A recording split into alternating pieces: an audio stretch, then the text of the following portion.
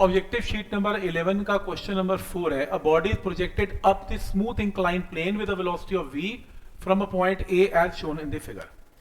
ए point से किसी body को फेंका with a velocity of v, और ये इंक्लाइन प्लेन है, एक फट्टा रखा हुआ है इंक्लाइन प्लेन का, इसके ऊपर स्लाइड करती हुई बॉडी गई, फिर हवा में आगे आगे कुएं, मोटरसाइकिल बाइक्स भी ऐसे करते हैं, वो इंक्लाइन पे जाके हवा में आ जाते हैं, सेम ऐसे ही। तो ये हवा में आई और मैं ये चाहता हूँ ये कुएं में गिरना जाए, वेल में गिरना जाए। वेल का डायमीटर कितना है 40, और ये बिल्कुल यहीं पे आके गिर जाए।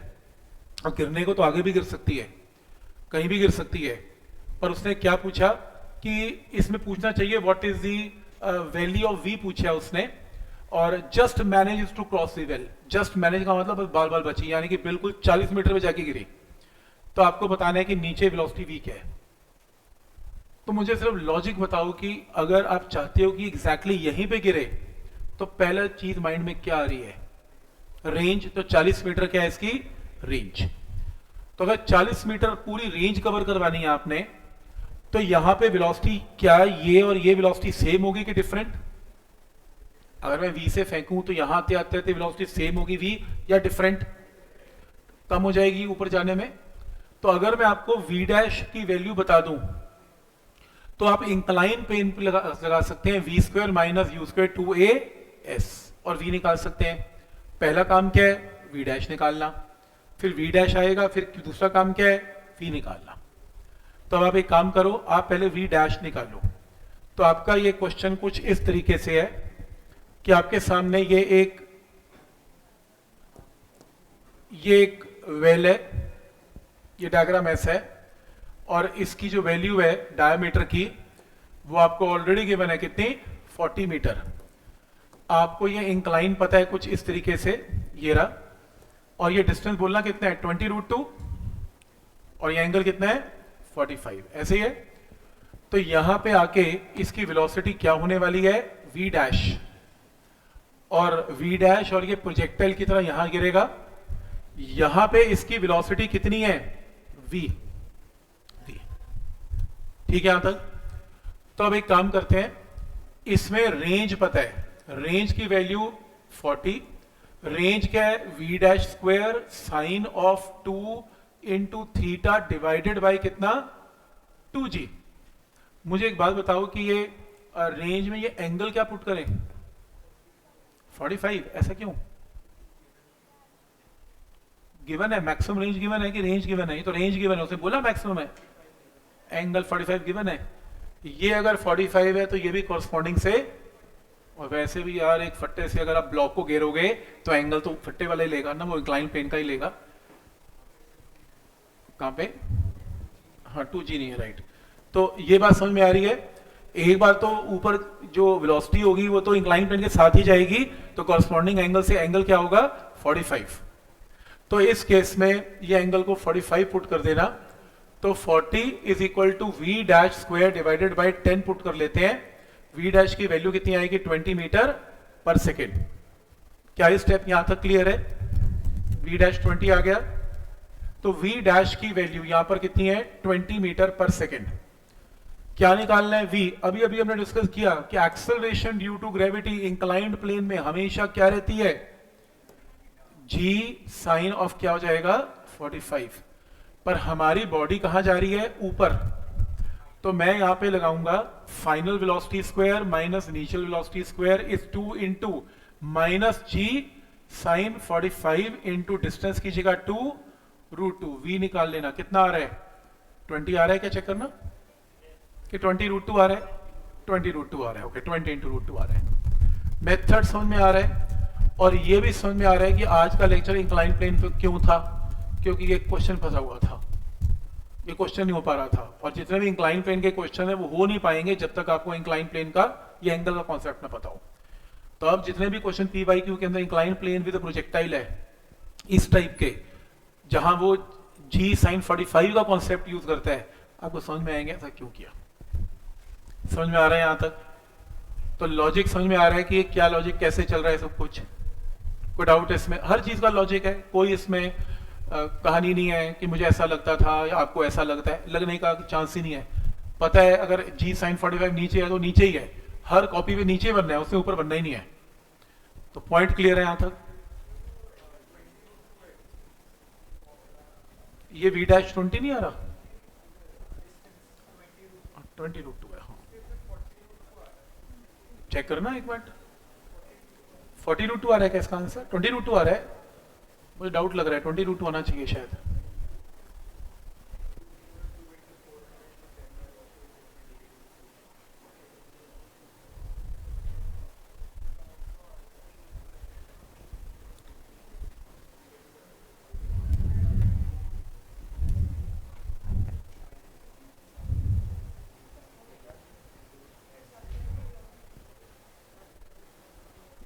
चेक कर देता हूँ, कोई बात नहीं, अभी चेक कर देता हूँ, रुको।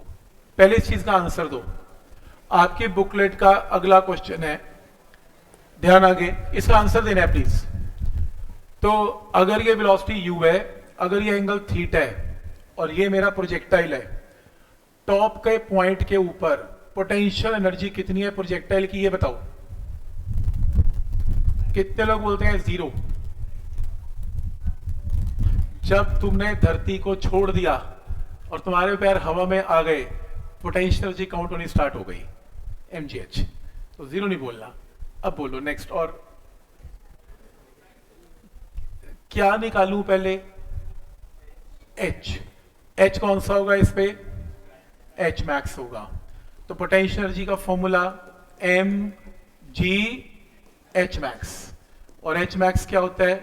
v स्क्वायर या u square sine square theta divided by, option number A mark करना, यही है क्या? जी से जी कट गया। अब देखो चेक करो, ऑप्शन नंबर ए क्लियर है, ए। तो समझ में आ रहा है कि क्या लॉजिक है, how to calculate potential energy. बोलो what is kinetic energy at this point? कितने नंबर भी मिलेंगे? 0। ये तो टेस्ट में भी था कल। तो इसके टॉप की पॉइंट पे वेलोसिटी बोलो कितनी होती है? v।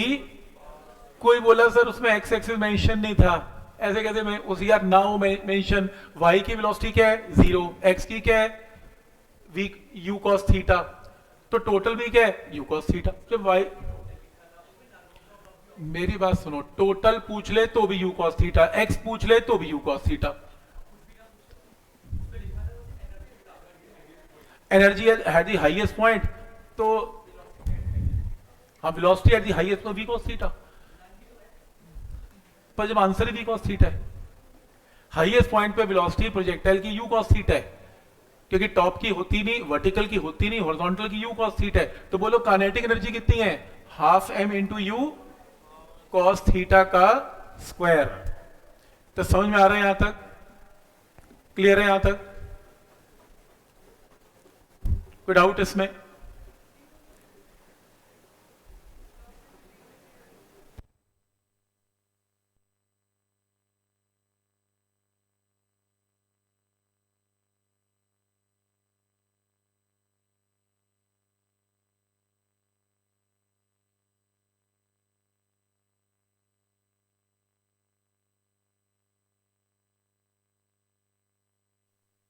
अगर कोई पूछ ले टॉप मोस्ट पॉइंट पर y एक्सिस की वेलोसिटी क्या है, आपने बोलना है 0। टॉप मोस्ट पॉइंट पर x की वेलोसिटी क्या है? u cos theta. Top most point पर टोटल वेलोसिटी कितनी है? u cos theta. Top most point पर काइनेटिक एनर्जी कितनी है? Half m into u cos theta का स्क्वायर। बात होगी खत्म। ठीक है यहां तक? नेक्स्ट है, इस क्वेश्चन के बाद, a ball is projected from top of the tower at an angle of 60 degree. 60 degree पे आपने प्रोजेक्टाइल को फेंका टॉप से, तो पहले बॉल कहां जाएगी? ऊपर, फिर कहां आएगी? नीचे। तो आपको यह बताना है वर्टिकल कंपोनेंट बॉल का क्या होगा। तो जैसे आपने u वेलोसिटी से फेंका, तो ये हॉरिजॉन्टल कंपोनेंट कितनी है? u cos 60। वर्टिकल कंपोनेंट कितना है? u sin 60। जैसे जैसे प्रोजेक्टाइल ऊपर ऊपर ऊपर जाएगा, टॉप पे वेलोसिटी क्या हो जाएगी? 0। तो ऊपर जाने में वेलोसिटी कम कम कम कम कम होती हुई 0, और फिर velocity increase increase increase increase increase और इंक्रीज। तो आंसर क्या आएगा? First decreases and then increases. तो वर्टिकल वेलोसिटी हमेशा प्रोजेक्टाइल में पहले घटती है, जीरो होती है और फिर बढ़ती हुई नीचे आ जाती है। क्लियर है यहां तक? Next question, equation of the trajectory given है, आपको इसमें क्या निकालना है? Angle of projection. अब जो भी आपको इक्वेशन ऑफ ट्रेजेक्ट्री गिवन है, इसमें आप अपनी इक्वेशन ऑफ ट्रेजेक्ट्री के साथ मैच करें। तो अपनी इक्वेशन ऑफ ट्रेजेक्ट्री कुछ ऐसे चलती है, तो कंपेयर करें। कंपेयर करके tan थीटा की वैल्यू क्या आएगी? √3। थीटा क्या आएगा? 60 डिग्री, या फिर थीटा आएगा tan इनवर्स √3। एक ही बात है, एक ही बात है। 60 डिग्री भी ठीक है, tan इनवर्स √3 भी ठीक है, एक ही बात है। तो समझ में आ रहा है कि कैसे इसको ऑप्शन को मैच करना है इसके, ठीक है। इसके बाद question number 8, 2 stones are projected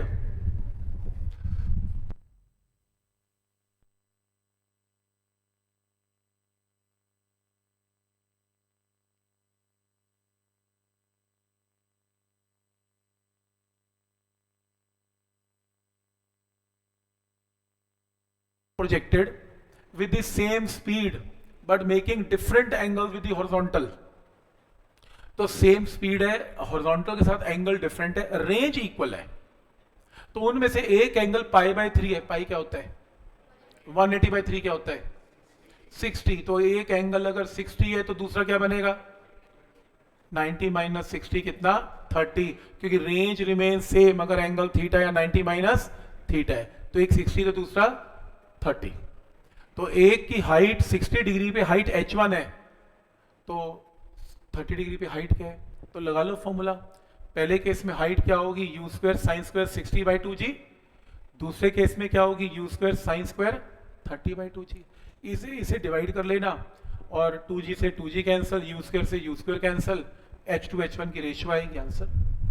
तो मेथड समझ में आ रहा है कि क्या लॉजिक लगाना है इसमें। रेंज रिमेन सेम का कॉन्सेप्ट समझ में आ रहा है कि अगर एक एंगल 60 है तो दूसरा ऑटोमेटिकली 30 है, आपका आंसर आएगा। कोई डाउट इसमें? ठीक है। जैसे ये हमने कर लिए थे क्वेश्चंस, इसकी जगह अब ये 11 number of bullets are fired in all possible directions. गोलियां चलानी है हर डायरेक्शन में, ऊपर को छोड़ के, ठीक है, मतलब प्रोजेक्टाइल की तरह। With initial velocity of u, the maximum area of ground covered by the bullets होगा क्या? मैक्सिमम एरिया कब होगा? जब गोली को कितने एंगल पे चलाएंगे? 45। तो ग्राउंड पे दूर से दूर जाके बुलेट गिरेगी। 45 पे कितनी दूर जाके गिरेगी? u²/g। अब गोली इधर भी चलेगी 45 पे, इधर भी चलेगी, इधर भी चलेगी, इधर भी चलेगी, पूरा सर्कल घुमा दो हर तरफ। तो यानी कि ग्राउंड के ऊपर जो डिस्टेंस है, अगर आप यहां से गोलियां चलानी शुरू करोगे तो ग्राउंड का मैक्सिमम डिस्टेंस कितना है? u²/g। इधर भी, इधर भी, इधर भी, इधर भी, तो ग्राउंड के ऊपर क्या बन जाएगा? एक circle, circle of radius u²/g। तो एरिया क्या होगा सर्कल का? πr²। तो पाई इंटू रेंज का स्क्वायर कर लेना, एरिया आ जाएगा। तो समझ में आ रहा है यहां तक? क्योंकि ग्राउंड का एरिया निकालना है और ग्राउंड का एरिया क्या होगा? πr²। और r क्या होगा? रेंज होगी, जो बुलेट की मैक्सिमम रेंज है, उससे आप एरिया को कैलकुलेट करना। ठीक। जैसे इस क्वेश्चन के अंदर ये क्वेश्चन है 13th, वो कह रहा है कि इस क्वेश्चन में if a stone is to hit at a point which is d distance away, एक स्टोन को एक पॉइंट को हिट करना है जो d डिस्टेंस दूर है और हाइट उस पॉइंट की h है। अब ये मैक्सिमम हाइट नहीं है, उसने बोला ही नहीं मैक्सिमम हाइट है, तो ये मैक्सिमम हाइट नहीं है। तो अगर ये मैक्सिमम हाइट नहीं है तो फिर ये रैंडमली कोई भी y और x कोऑर्डिनेट उसने आपको दे दिया। तो y कोऑर्डिनेट क्या दिया? h, और x कोऑर्डिनेट क्या दिया? d। तो आपने u वेलोसिटी से थीटा एंगल पे इसको प्रोजेक्ट किया। क्या आप मुझे h और d का रिलेशन दे सकते हो? कौन सी equation? Equation of trajectory. Equation of trajectory से h और d का रिलेशन आ जाएगा। पर मुझे निकालना नहीं, मेरे को क्या निकालना है? u निकालना है। अब अगर u निकालना है तो ये कुछ मत करो, सीधा चेक करो, ये कुछ मत करो, यहां देखना। इक्वेशन ऑफ ट्रेजेक्ट्री बोलो क्या बनेगी? h is equal to d, ये tan है, d tan theta minus half g into d² divided by u² into cos² theta. तो कुछ नहीं किया, y की जगह मैंने h पुट कर दिया, x की जगह मैंने d पुट कर दिया। तो h और d का रिलेशन कौन देता है? Equation of trajectory. तो ट्रेजेक्ट्री में y और x की जगह h और d पुट कर दिया, डन हो गया। बस आपको यहां से सॉल्व करके क्या निकालना है, u निकालना है। आप अपना जरा ऑप्शन चेक करो, कौन कौन से दो ऑप्शन बिल्कुल भी नहीं हो सकते, चेक करके बताओ।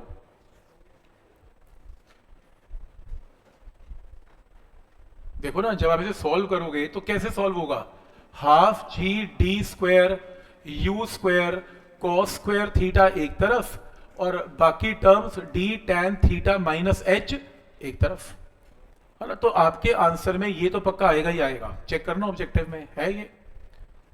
किन किन ऑप्शन में है, ए और बी में है, ए और बी में, सी और डी तो हो नहीं सकता क्योंकि ये टर्म तो माइनस वाले आनी चाहिए। और फिर जब आप यू स्क्वायर निकालोगे, यू का अंडर रूट भी लोगे, क्रॉस मल्टीप्लाई करके यू निकाल, सॉल्व नहीं करना, क्रॉस मल्टीप्लाई करके इस टर्म को यहाँ इसको नीचे लेके जाओगे, फिर अंडर रूट लोगे, अंडर रूट में डी स्क्वायर का अंडर रूट डी बाहर आएगा, डी स्क्वायर का अंडर रूट डी बाहर आएगा।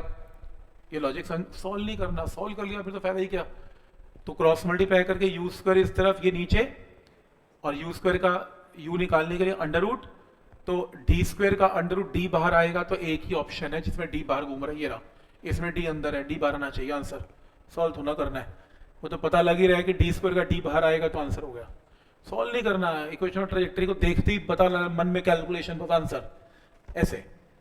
तो आइडिया समझ में आ रहा है। अगर सॉल्व भी कर दिया फिर पेपर थोड़ा पूरे होने तुम्हारे, यार इस लेवल पे सॉल्व करोगे तो कैसे, कुछ भी नहीं होगा। तो आपको ये दिमाग लगाना है कि फटाफट अपना आंसर कैसे मार्क करना है। तो समझ में आ रहा है यहां तक कि क्या इसमें ट्रिक है। और ये लास्ट क्वेश्चन ट्राई कर रहे हैं आपने। क्वेश्चन है, horizontal range and maximum height of the projectile are R and H, अगर कांस्टेंट हॉरिजॉन्टल एक्सेलरेशन है g/4 तो हॉरिजॉन्टल रेंज क्या होगी और मैक्सिमम हाइट क्या होगी। ये अजीब क्वेश्चन हो गया, पहला क्वेश्चन है ये अजीब, क्यों, कौन सी एक्सेलरेशन थी इसमें, horizontal, horizontal acceleration due to wind, हवा चल पड़ी, आपने प्रोजेक्टाइल फेंका, हवा चल पड़ी हॉरिजॉन्टली, और हॉरिजॉन्टल एक्सेलरेशन कितनी है, g/4। जितना प्रोजेक्टाइल आपने किया उसमें एक्स एक्सिस में एक्सेलरेशन क्या ली ना, एक्सेलरेशन क्या ली, 0, वेलोसिटी क्या ली, कांस्टेंट, ऐसे ही था। और आपने इक्वेशन ऑफ मोशन कौन सी अप्लाई की, S is equal to BT, ऐसे ही था। अब ये कह रहा है कि मेरे इस क्वेश्चन में एक्स एक्सिस में एक्सेलरेशन है g/4, अब आप s is equal to v t apply नहीं कर सकते, क्या अप्लाई करोगे, s is u t plus half a t square ही करोगे। पहले मुझे एक चीज बताओ, अगर हॉरिजॉन्टल में एक्सेलरेशन g/4 है, क्या हाइट में फर्क पड़ेगा, h की वैल्यू चेंज होगी, नहीं होगी, क्यों, होनी चाहिए, नहीं, वेलोसिटी तो u ही है, u से फेंका है, हवा चली है, u थोड़ा चेंज हो गया, तो क्या चेंज होगी, क्यों, क्योंकि हाइट किस एक्सिस की में कैलकुलेट की जाती है, y में, और आपकी कौन सी चीज चेंज हुई है इसमें, x, एक्सेलरेशन x में चली है, तो x की वेलोसिटी में चेंज है, y की वेलोसिटी में थोड़ा ना चेंज है, y में तो अभी भी एक्सेलरेशन ड्यू टू ग्रेविटी चाहिए, तो h में कोई चेंज नहीं है। समझ में आ रहा है ये स्टेप, क्योंकि चेंज किस में लेके आए हैं हम, x में। तो x कंपोनेंट में क्या चीज कैलकुलेट की जाती है, रेंज, x एक्सिस पे क्या कैलकुलेट होता है, रेंज, तो आंसर चेंज किस में माना जाएगा, रेंज में, हाइट में कोई चेंज नहीं है। अच्छा बताओ, क्या टाइम ऑफ फ्लाइट चेंज होगा, क्यों, टाइम ऑफ फ्लाइट चेंज होगा, डेरिवेशन याद करो टाइम ऑफ फ्लाइट की, आपने 2 बार टेस्ट ले लिया। टाइम ऑफ फ्लाइट किस एक्सिस में कैलकुलेट होता था, y में, x में तो एक ही चीज कैलकुलेट होती है, वो रेंज है, बाकी सब y में है, तो टाइम ऑफ फ्लाइट भी चेंज नहीं होगा। टाइम ऑफ फ्लाइट तो y एक्सिस में कैलकुलेट करते हो ना, तो इसलिए इसके अंदर x में चेंज होगा। अप्लाई करो, ut plus half a t square, x axis में वेलोसिटी क्या इनिशियली, u cos थीटा, पूरी जर्नी कितनी देर में, टाइम ऑफ फ्लाइट में, हाफ इंटू एक्सेलरेशन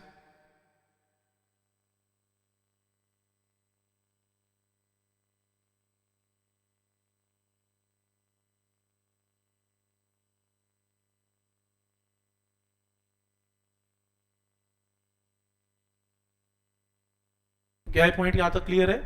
तो एक्सेलरेशन की जगह क्या है यहाँ पर g/4 किया, और s इक्वल टू vt बिल्कुल भी अप्लाई नहीं किया क्योंकि यहाँ पर एक्सेलरेशन है, और टाइम ऑफ फ्लाइट को पुट कर दिया। टाइम ऑफ फ्लाइट क्या होता है, 2u sin theta by g। इसे ओपन कर लिया, h में तो कोई चेंज नहीं है, ध्यान से देखो 2 sin theta cos theta by g, ये क्या है sin 2 थीटा। sin 2 थीटा बाय जी क्या होता है, रेंज। तो ये किसकी वैल्यू आ गई, रेंज की। और देखो वो क्या आ गया, you square sine square theta by 2g is h। वो देखो इसकी जगह मैंने क्या पुट कर लिया, u square sine 2 theta by g, क्योंकि 2 साइन थीटा कॉस थीटा क्या होता है, साइन 2 थीटा। और इसको सिंप्लीफाई करके ये लिख लिया, ये किसका फॉर्मूला है, रेंज का। ये किसका फॉर्मूला है, हाइट का। आंसर मार्क कर लो, r plus H. Answer is r plus H. समझ में आ रहा है यहां तक? सब्जेक्टिव शीट नंबर 25 पेंडिंग है हमारी ना, सब्जेक्टिव 25 नंबर शीट आपकी रेंज में है, मतलब आप कर सकते हो उसे ट्राई। तो मतलब बहुत मुश्किल नहीं है, ठीक है, नॉर्मल है। तो आप 25 नंबर सब्जेक्टिव शीट तो पक्का करेंगे। Objective sheet number 12 solution uploaded है, आप सॉल्यूशन भी रेफर कर लें चाहे, और इसको ट्राई करना और देखना कितने क्वेश्चन कर पाएंगे ऑब्जेक्टिव शीट नंबर 12 के।